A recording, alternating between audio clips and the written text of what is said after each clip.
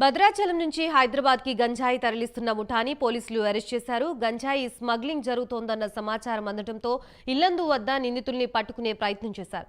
కానీ పోలీసుల నుంచి తప్పించుకునేందుకు కానిస్టేబుల్ బాబాని కారుతో ఢీకొట్టి పారిపోయారు నిందితులు. సుభాష్ నగర్లో కారు అదుపు తప్పి డివైడర్ని ఢీకొట్టడంతో పోలీసులకు చిక్కారు. ముగ్గురు నిందితుల్ని అదుపులోకి తీసుకున్న పోలీసులు 300 కేజీల గంజాయిని స్వాధీనం చేసుకున్నారు.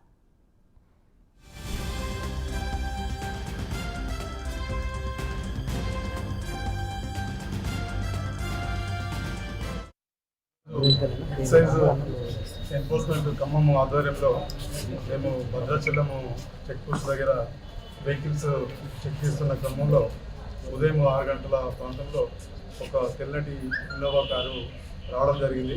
మేము మా సిబ్బంది అంతా దాన్ని బ్యారికేడ్స్ వేసి ఆపలికి ప్రయత్నం చేసిన క్రమంలో అతను స్పీడ్ వచ్చి బ్యారికేడ్లను తోసుకొని రావడం జరిగింది. వెంటనే మా టీము సారపాక వరకు ఫాలో అయ్యారు. కానీ మాకు అతను అతి స్పీడ్ ఉండడం వల్ల మాకు దొరకపోవడం వల్ల మేము వెంటనే మన ఇల్లందు డిఎస్పీ గారికి, మా ఇల్లందు సిఐ గారికి మధ్యలో పాల్వంచ ఈ స్టేషన్లన్నింటినీ మేము కమ్యూనికేట్ చేయడం జరిగింది. వెంటనే వీళ్ళు కూడా ఇక్కడ అప్రమత్తమయ్యి ఇంటి చెక్ పోస్ట్ దగ్గర మన ఇన్నోవా కార్ను ట్రేస్అవుట్ చేయడం జరిగింది. ఇందాక డిఎస్పీ గారు చెప్పినట్టు దీని యొక్క మొత్తం 350 కిలోల గాంజాయి, దీని వరకు కూడా 21 lakhs వాళ్ళు పర్చేస్ చేసిన కాస్ట్. యాక్చువల్ అయితే వీళ్ళు బయట 20,000 1 కేజీ అంతా ఉంటారు. ఆడ పర్చేజ్ చేసిన కాస్ట్ మాత్రం కేజీకి 6,000 చొప్పున చేశారు. దాని వరకు మాత్రం 21 lakhs. దీని ఫర్దర్ ఇన్వెస్టిగేషన్ అంతా